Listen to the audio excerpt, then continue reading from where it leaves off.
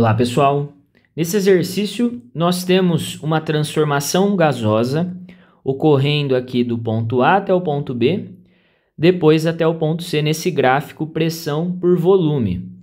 E o exercício quer que a gente defina o valor da temperatura no ponto A e do volume também no ponto A. Aqui no enunciado ele cita que essa linha aqui que une o ponto A e o ponto B, e essa outra linha curva aqui passando pelo ponto C, são isotermas, são linhas que estão a uma mesma temperatura. Então nós sabemos aqui que o ponto A e o B estão numa mesma temperatura TA, e o ponto C está numa temperatura de 300 Kelvin. Então, pessoal, primeiramente, como nós estamos lidando aqui com transformações gasosas, o gás está saindo de um estado e indo para o outro, nós temos mudanças no valor do seu volume, no valor da sua pressão, do seu volume, na temperatura. Porém, a certeza que a gente tem é que a constante R é uma constante, a constante universal dos gases, ela não muda o seu valor, por isso que ela é uma constante. Então, quando a gente isola a constante aqui a partir da equação de Clapeyron, nós temos que esse produto PV, essa razão, PV sobre NT, permanece constante. Isso daqui não vai mudar. Em qualquer ponto que a gente analise, no ponto A, a razão vai ter sempre o mesmo valor a constante R vai ter sempre o mesmo valor no ponto A, no ponto B e no ponto C. Então, a gente pode igualar essa constante para qualquer ponto. Como nós conhecemos todos os dados aqui do ponto C, nós sabemos o volume que ele ocupa, que o gás ocupa no ponto C, nós sabemos a pressão e sabemos a temperatura, nós podemos definir a temperatura do ponto A, que é a mesma do ponto B, igualando essa constante universal dos gases. A constante no ponto C é igual à constante no ponto B. Então, eu poderia falar que a pressão no ponto C vezes o volume do ponto C sobre o número de mols no ponto C pela temperatura no ponto C, multiplicado aqui, vai ser igual a pressão, volume em B, pelo número de mols, temperatura em B. Aqui no enunciado ele fala que uma certa massa gasosa está sofrendo essa transformação. Ele não fala em nenhum momento que essa massa gasosa ela vai, que em algum momento vai ocorrer um vazamento de gás ou um acréscimo nessa massa gasosa. Então o número de mols aqui, ele não vai sofrer uma modificação. Olhando na transformação entre o ponto B e C, nós temos que a pressão ficou constante. A transformação ela foi isobárica. Então, nós podemos também cancelar a pressão no ponto C e no ponto B.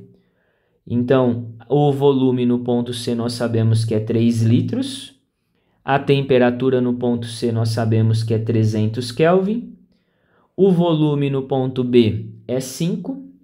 E a temperatura do ponto B é a mesma do ponto A, porque eles estão aqui nessa isoterma que ele chamou de TA.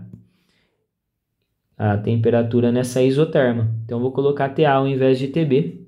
Simplificando 3 com o 300, vai ficar 1 sobre 100. Multiplicando em cruz, a temperatura no ponto A é de 500 Kelvin, que é a mesma em B. Então, sabemos já a temperatura em A. A questão agora pede também o volume no ponto A. Nós vamos encontrar o volume no ponto A. A constante, fazendo o mesmo raciocínio, a constante no ponto A é igual à constante em qualquer outro ponto.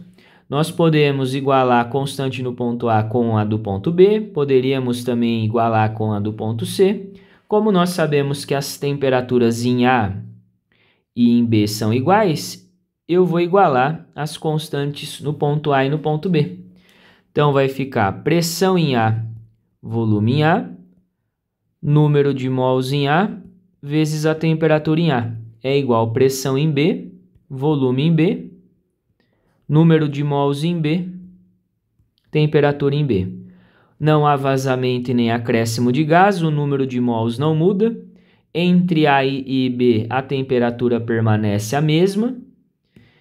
A pressão no ponto A, nós sabemos que é 10 atm. O volume no ponto A nós queremos encontrar. A pressão no ponto B vale 4 atm. E o volume no ponto B é 5. Vale 5. Então, vai ficar aqui 4 vezes 5, 20, sobre 10.